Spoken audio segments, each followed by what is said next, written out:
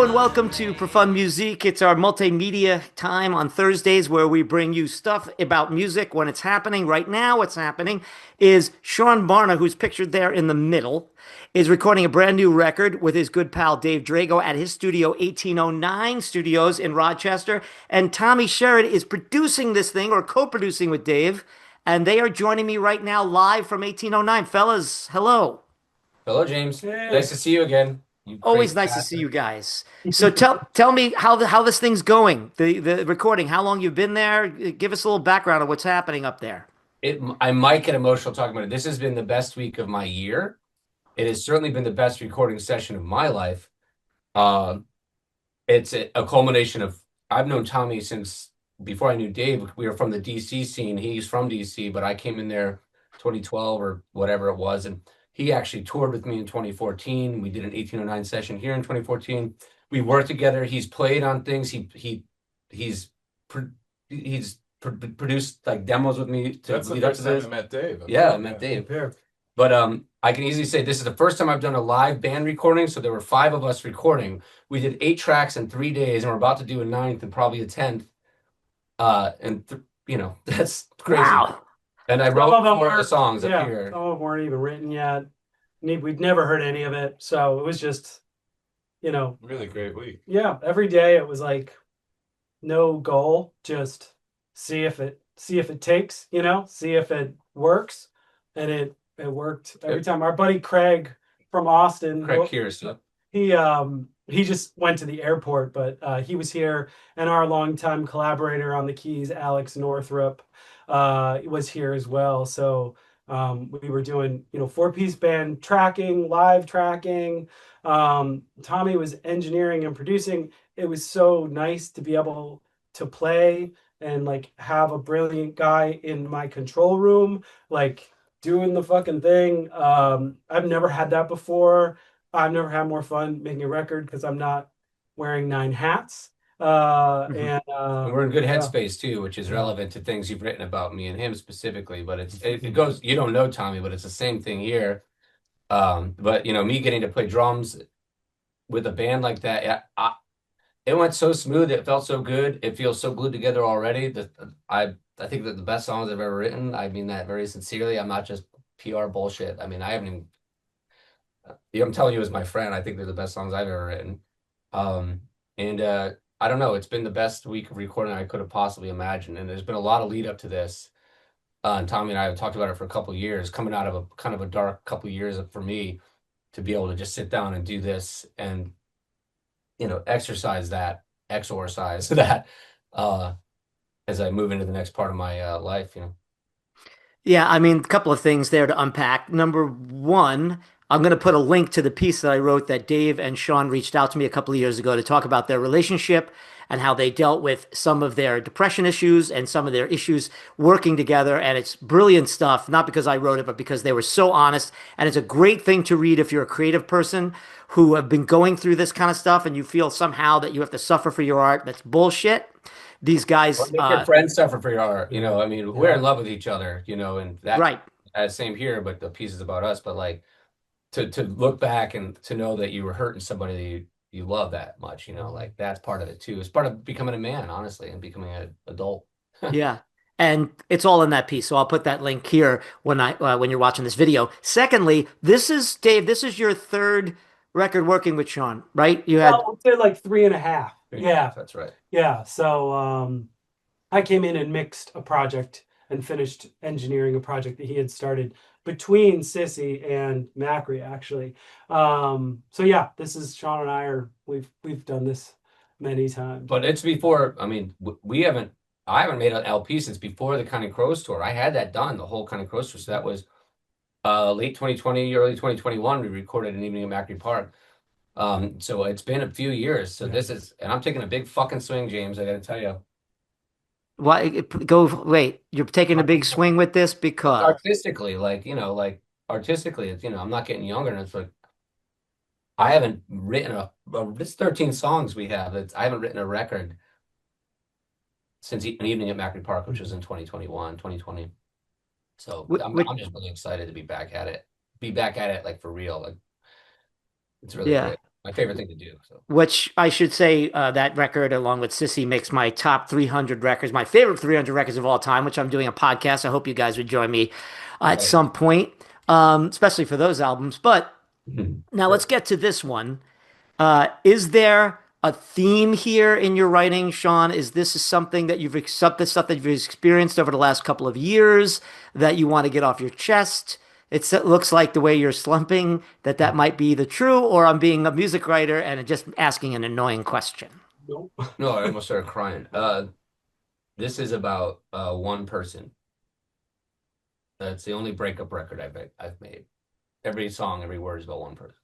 So it's a blood on the tracks, blue sort of thing. Nope. Yeah, this is mine. That's a good point. It's my one of those. It's my one of those, and it actually turned out to sound a little more fun than I thought it was going to be. To be perfectly honest, I mean, if you're on Dave and you don't give him hooks, he's going to kick you out of the house. You're So, done. Yeah. um, it is. Yeah, it is. That's what it is for me. That's to the extent I can hope to achieve any kind of level of blue or blood on the tracks. Obviously, that this is my version of it for sure. Yes, absolutely. How's this been working compared to the other two times? You said you're having a lot of fun, Dave. But I Yeah. mean, yeah. Tell me what the difference is this time. Bringing Tommy into the process because Tommy and Sean have been working on this probably a better part of a year or more. 2 years. 2 years. They've done a couple pre-production sessions and tracking sessions already in DC. 2 years ago, I was living in a tent writing these songs with the crickets playing in a candle because I had no money in Nashville. I had to finish my other EP, and I was living in a tent and texting him about the songs. But anyway, So yeah, like I've Tommy's had the relationship to this material, and I was excited to kind of be a part of a project where I didn't feel like I had to deliver everything and then some. And so it's just been like super great to collaborate with Tommy, and we're both learning a lot from each other, and yeah, it's good. Yeah, and what a treat to get to, come and play in Dave's beautiful studio up here. It's just it's a magical place. It really is. And Dave and Sean have this history, and they really fit and Alex, as well. They've played together for so long. They have a sensitivity and they intuit each other in a way that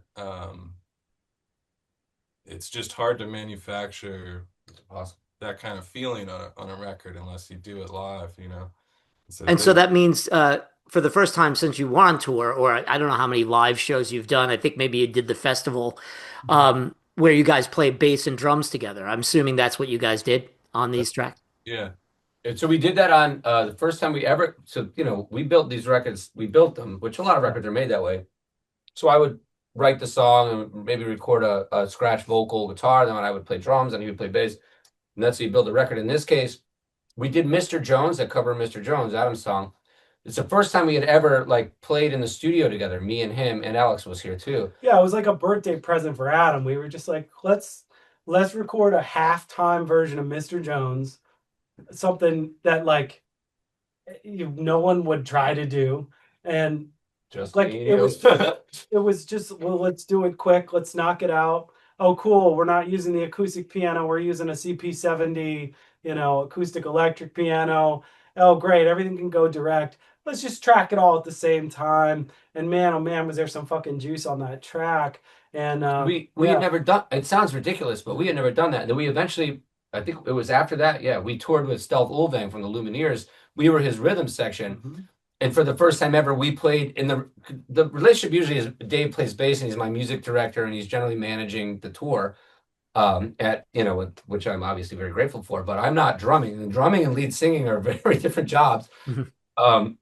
And so all of a sudden we toured, we did a couple-week tour with this pretty serious songwriter, and we had to just play as a rhythm section every night, and we had never done It that. was great. And it was so easy because we didn't have anything to fight about. It Yeah. wasn't the normal stuff. Yeah, we were the pawns in the van. Yeah, it was awesome. Great. So Yeah. so doing this was really really easy. It was really easy. Yeah, they were all glued. It was, you know, yeah, it was Hardest part was learning teamed the up. songs because I had just written them for all. I had just, like, okay, guys, let's go. I wrote it, and then so learning the songs and for like the Alex and Craig had never heard any of it even at all. So and Yeah. you for that matter. Yeah. So And yeah, you started this when? We're speaking on a Friday. Monday. we got here. We set up the studio on Monday and did one scratch something on Monday night, Yeah. I think. And then Tuesday, Wednesday, Thursday, we recorded 8 songs. Yeah, the process has been let's map a demo. So Sean will sit. Why don't you explain the mapping process and kind of how we get it? Yeah, so well, Dave and I spent, and Dave especially, this being his, studio, we spent most of the first day just setting up Yeah. sounds, dialing stuff in. And then we did have time to do a sort of one scratch kind of skeleton we put together. And Dave has a remarkable talent. He's a surgeon. I don't know anyone else like Dave in this regard.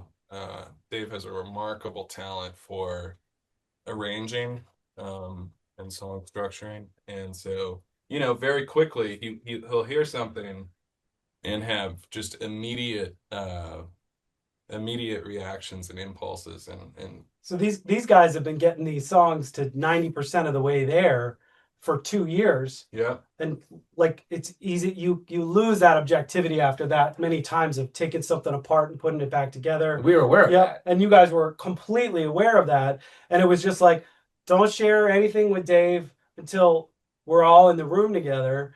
And then Yeah, because we have a bunch of demos of versions of things That could be released almost at some level, almost, Yeah. but that's not quite what we were looking for. Yeah. So coming up here and sort of running things with Dave has been just incredible, and incredibly efficient also, which is kind of funny, but I guess so. I mean, 8 songs in 4 days. We really only record for like 4 hours a day, like the full band. These aren't long sessions, I've had to get my kids off the bus at 3:30 every day, Right. and we're not pressing record until like 11:30, maybe noon most of these days, and we're tracking 2-3 songs in a row in about 3.5 hours, and that's including learning them. So we listen to the demo, we chop it up, get it in the structure we like.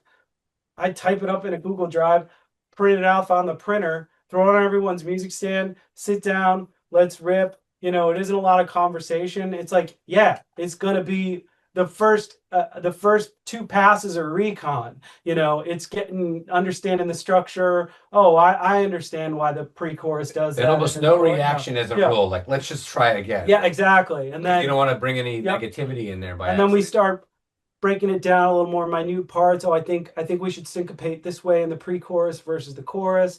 I'm going to follow you on that so I can double with it, and it really gives it some impact. Hey, guitar, can you do this instead of that? Throwing out references, production references, other artist references, stuff like that.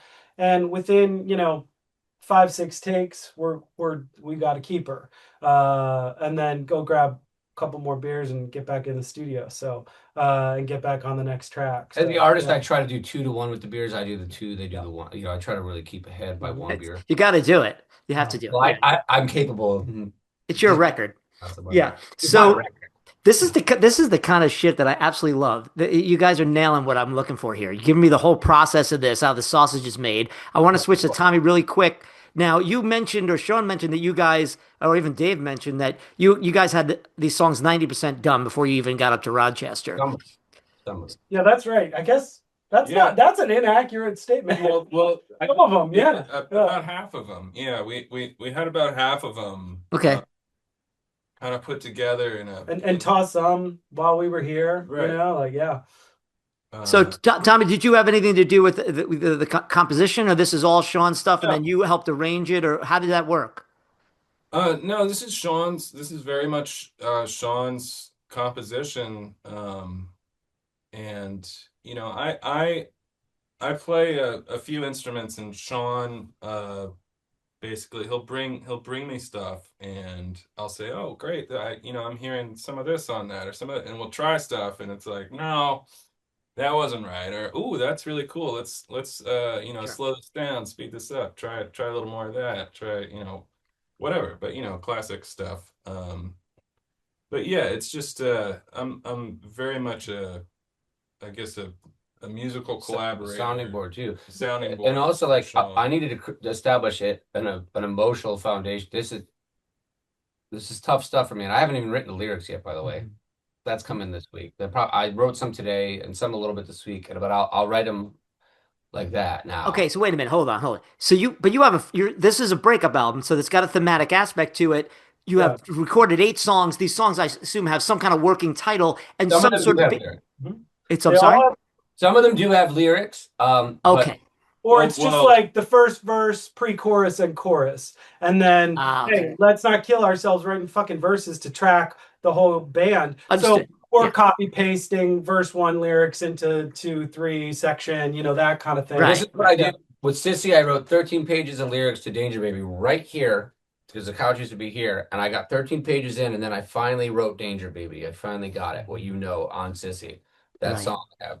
But it took 13 pages of lyrics. But with Tommy, he and I established an emotional foundation for this record, and knowing bringing that to Dave, like he'll respect that foundation, and then he really is like a surgeon with like with melody and with form. And so if you're not ready to do that yet because you haven't established the emotional foundation, you could get overrun by it because Mhm. like you come here because you're like, let's fucking get it done, right? it's great. I would say the record is about half and half because very quickly, about a year and a half, 2 years ago, Sean wrote 5 songs that are done. They're finished, And but this is like I don't know how long this record's gonna be. It's like a It's looking like 13 songs. yeah. So uh so there's a nice dose of both of those kinds of processes, and it's pretty And remarkable. I just started dating someone. I'm very happy about it. But I told him last week that sorry, but next week I have to pretend I'm still in love with somebody else. He took that well, so I think we'll be fine. That's good. Well, it's not a Fleetwood Mac situation. We were all in there incestuously going through and trying to write the songs. So that's interesting because that's always a difficult thing. When you're writing, you spent how long writing these songs? These are like over a course of a year or more? Well, I wrote them. I mean, wrote the one at a campsite in a night. I no, I mean, the songs are written specifically very quickly. But I had these Blackbird studio sessions I did in Nashville at Kill Rockstars paid for, and I did a few things there. And so I kind of did the same thing, but without any of the love. Like I just went in and wrote them real quick. So I didn't love that they had to wait 20 minutes, but that's just how it is. And so I did that, but they sounded too shiny, too polished, kind of, because it's the best studio in the world, possibly as far as equipment goes. Nothing's not perfect about it, right? So anyway, they weren't right, and I knew I didn't have the money, or I couldn't sing for a couple years. I was so not well. I was not well for a couple years. I really couldn't sing at all above a certain note. So I even my internal trembling EP, I had the EP done, and then a year later, I was able to finally do the vocals. I mean, literally, physically, not like it's too much for me. I mean, like physically couldn't do it. Mhm. And then I got that, and my voice is back. Well, it's dry as hell up here, so not right now. But my voice is back, and I'm good. I'm good. So I wrote that first batch of songs back then, knowing that I wasn't going to do anything with them, but I still don't have final lyrics for them, except there's one song that the lyrics are done, 2 songs that the lyrics are done for. Everything else will change dramatically. Um, Wow. and that's just how it is, and that's how I did Sissy. But we made this record in the same time we made Sissy in 3 days, Yeah. Yeah. which is more than double the Yeah. the length. Well, also it's like Man, you come with 4 songs and you assemble a band, Sean, me, Alex, Craig on guitar, Tommy producing, engineering, bringing ideas, everybody.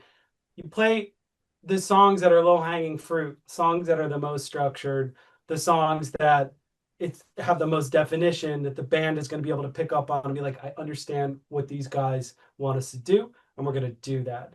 Then you get a couple of tracks in, you start to evaluate, understand what the band's like strengths and weaknesses are. Band starts to Yeah, have the a band thing. starts to cook. The Yeah. band starts to become a band. It starts to become the sum of its parts, which I think, like I don't love listening to music that's like done by a bunch of perfect session musicians. It's like the Beatles are the combination of four players' limitations, not four players' skills in my mind sometimes. And there's so many great bands that are like that. It's the combination of their personal limitations as musicians that then like that's what a sound is, because if everyone can do everything, who gives a shit? It's just like we're reading a fucking encyclopedia here. Seriously. And so we start to find those like juicy points where it's like, oh man, this is cool. So so then going into material where one of the songs 75 minutes right to record. So They like went and had a smoke break, and I we- noted it while they were out there Sean smoking. like literally put the chord progression together, mumbled some very good hooks. We we recorded that, verse, pre-chorus, chorus, structured that in Pro Tools, repeat, let's do two verses here, let's double the length of this pre-chorus, triple the length of this chorus, whatever it was, put it together in Pro Tools on the grid, and then the four of us go into the studio, press record, cobble through 2 takes, 3, 4, 5, all good. 5 is the winner. We'll pull from 3, 4 in areas where we need to. And it's like Seán went from like we walked out of the room and he just started noodling around some chords on the guitar. And after we'd done 4 songs, it was like when you start to do this in the studio, you start to go, you know what feel we don't have? You know what kind of track we don't have? Or what'd be really nice right now is a ballad. Thinking about albums. A ballad in 6, a ballad in 3, something like that. And then, our day of tracking yesterday, we ended up doing that song because we didn't have that kind of waltzy feel yet, that nice rockin' waltz. Yeah, that's right. So yeah, it was like nice through the process of all their hard work to like bring a band together because of it, and then learn what the band is in the process of recording this defined material, so that from that point on, and Seán's coming up with these chord progressions, and Tommy's thinking about these ideas, going, "Oh, this band would smoke this shit." Like, "Oh, let's do that kind of song." That what's this beat? What's this feel? What's the rhythm section sound like? Oh, this guitar player is particularly good at this, and so it was like it snowballed. They brought the snowball in, and then we rolled it down the hill, and it just got bigger. It's really cool. Correct me if I'm wrong. I think Seán had a fair amount of anxiety coming up here, thinking he didn't have any material, and then I needed to beat an evening at Macri Park, and I can say first on this podcast or whatever this is, I did. I think I did. I'm dead serious. I did not think it. I thought maybe I can match it, but this is way more cohesive to me. So, I mean, it's all done in 1 week. I feel really good about it. And also these 3 people specifically represent 3 people that have been next to me in my life as friends, without question. And that has not been the case for a lot of people in my life over the past couple of years. So just immensely grateful for it. And it means the world to me. And it's the best thing I've ever done. And it's not even done yet. I haven't even written the lyrics to half the fucking songs. So that brings us to 2 questions. I just wanted to expound or just put a bow on what Dave said about, reminds me what you're talking about, Dave, is like you guys are a new band. It's like you get in the garage with new guys and then you start writing songs. I played with all these guys. I played with all these guys. Right, but it's still but as he was describing it, that's a fair point. But as he's describing it, it's almost like, oh, let's write a song for this band to cook. Like it's almost like you're writing for the band while you're recording as much as you're writing the songs to express them. Through that, the songs I had that we weren't happy with, Yeah. through that we found the light in those songs, because it's like, well, now we know what this is going to sound. I mean, seriously, we had some great songs. I was like, these might not make the record right now. Like, and then we had the band, and it was like, let's do it. And I was like, oh, cool. Now it sounds like that. Also, we've been like purposely trying to push ourselves in directions like with beat syncopations. We've been talking a lot about that. and also with like keys and stuff too, and also just like what our point of reference is. We've really shifted that in a lot of ways, and that's been really fun and really interesting. Go, okay, cool. Well, clearly this song Alex should be playing an acoustic piano. Yeah. Clearly. So, but instead of putting him in the ISO booth with the acoustic piano, we plug in the Fender Rhodes electric piano because it's not the obvious choice. And what happens is something familiar, but slightly different with a different stamp on it. Right. So you three guys are now left. Then there were three for the rest of this. I assume you're going to try to finish everything you came up there to do, and then how long? No. Okay, so tell me where we're at. Like how much more time and effort and scheduled sessions. Where do we go from here? I think breathing room between principal tracking. We've done a fair amount of overdubs in our kind of like spare time, I guess. Like, if we walk in the room at 9 o'clock and we're like, oh, the spirit's moving me. Let's go and chuck some shit on a track that I'm really enjoying listening to right now. We've been doing that, but essentially, for me, because I'll put an initial mix on this record, I'm going to put an initial mix on this record. So I'll spend the next week or two doing that. And what that gets us is like really proud tracks, like really assertive. This is what the fuck this is. And I find that is a much more comfortable position to present the tracks in to someone like Tommy. So Tommy can be like, all right, cool. So I'm going to put this instrument over here. I'm not going to put three things on this track. I'm going to put one thing on this track because I can hear. We can really see where we're at. Yeah. And Seán will have those nice proud tracks to not only eventually record his keeper vocals on, but to throw on in his earbuds and walk around Philadelphia for an afternoon and just become fully acclimated. I think people who are acclimated to what they will hear back in their headphones on recording days are way more relaxed. And so that's what we're trying to create. And given how technology works and how we're hybridizing like really great analog equipment here with the really, really great digital process that we have these days, we're kind of taking advantage of the best of both worlds, and kind of mix as you go is the name of the game here, and I find that to be really, really fun. Yeah, I mean, Dave has this incredible collection of equipment here, and it's like, we're just gonna, as we record, we're gonna print everything through the racks and through incredible console and EQ. You should see the toy piano, James. It's unbelievable. So many fun instruments in the front room and the various booths, and but yeah, so it's been just, that's part of the efficiency thing. It's been so fast because everything's getting baked in as we go. Well, I mean, that's my favorite way to track is like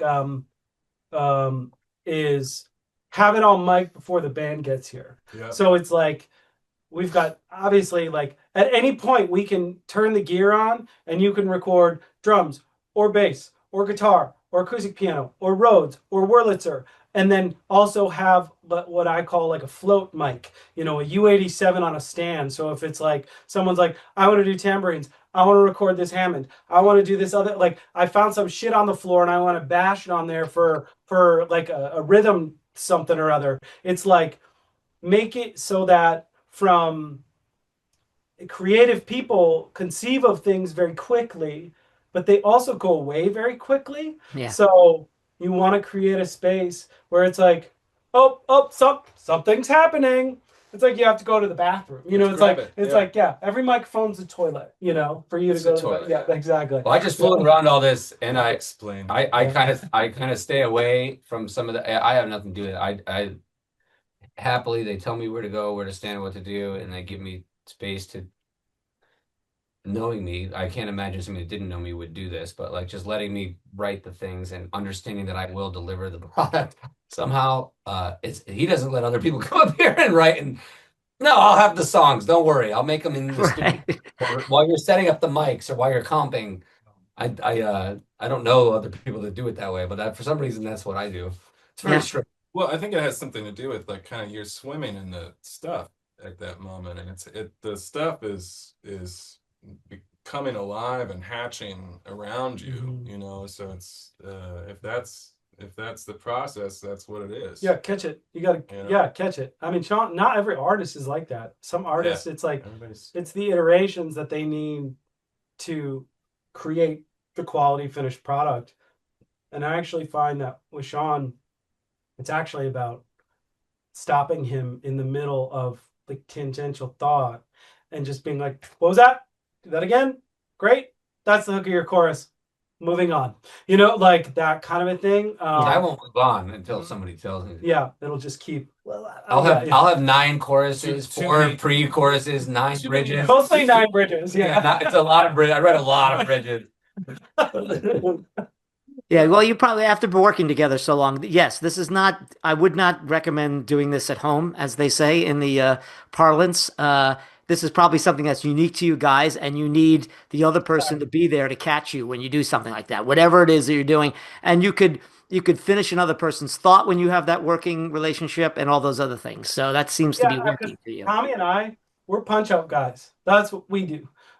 I'm not going to sit here and pretend that I can, like the authenticity that Sean manifests, that I'm capable of that. It's not been my focus in my life, and it's not who I am as a person. And what Tommy and I do really well is like this complementary punching up. We are here to facilitate other people's material, to facilitate other people's productions, not to be the ones that are putting too much of ourselves on top of it, you know, yeah. or into it. Well, this is especially since you guys have just been talking about this for the last 10 minutes, but I know this is all happening. You have a plan, but it's all happening organically on its own momentum. But I will have to ask you, Sean, because people will kill me if I don't. Those who are listening to this right now, obviously fans of your work and are saying, wow, this is great. We're getting to see how this is being made. He's in the studio, new music's coming. When do you foresee this coming out? When do you foresee titling it? When do you foresee putting it all together? All those things that you are not near right now, but do you have that even in your thought process at this I know juncture? the title it has in my heart, and I don't think that'll be the title. And I do know the title of it. I believe that could change already, Yeah. but I think I actually do know what it'll end up. It'll be called one of two things, I believe. The thing is, my Kill Rock Stars is the label I'm on, right? They have an option for a second record. When I ask them if they want to do it, they have literally legally 30 days to say yes or no, right? I could ask them anytime, but I want to present them with a record that, the mix he's talking about, present them with that. And they could say yes or no to that. It's very possible they say no. I don't know, and if they do, then I don't have anywhere to put it out. I don't have a label to put it out with. Yeah, we find another label, or Or we don't, right? self-release, which Yeah, is yeah. probably the So reality of it. that's the first step. So if I think we'll probably end up doing the vocals in January, the real vocals, and then by February we'll have something I can Yeah, share with. I think it behooves this process to move quickly is not the right word, but in a way that doesn't have to fucking sit around and overthink things. I think that's what we've proven this week is that like it's not about speed, it's about I don't know, just trust Immediacy? trusting. Immediacy? Yeah. Yeah, not everything has to be so damn hard, right? Yeah. So let's say in February, let's say February 15th, Kill Rocks is like, we want to do this. Okay, they're going to give me a certain amount of money. I will use that to mix it, and give these guys some money, and then We'll see. no, and then master it. Mastering is so important in stark Yeah. art, but also cheaper than mixing.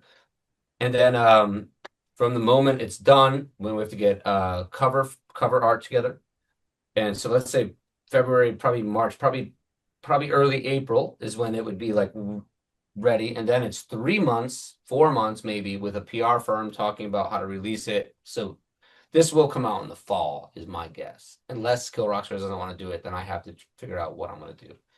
Then we can do whatever we want. Yeah, It's true. It's true. tough. It is not easy. Yeah, it's a long. Yes. It's funny to think how long the process is. By the time an artist's album has come out, they're they're onto something else. They're like their head spaces, they're somewhere Yeah, else. I mean that's in publishing, it's a year. So Hmm. I hand in a manuscript for a book, and it's 1 year, almost to the day. And by that point, I have to be working on something else because it takes 2 years plus of my life, and you Yeah. can't wait.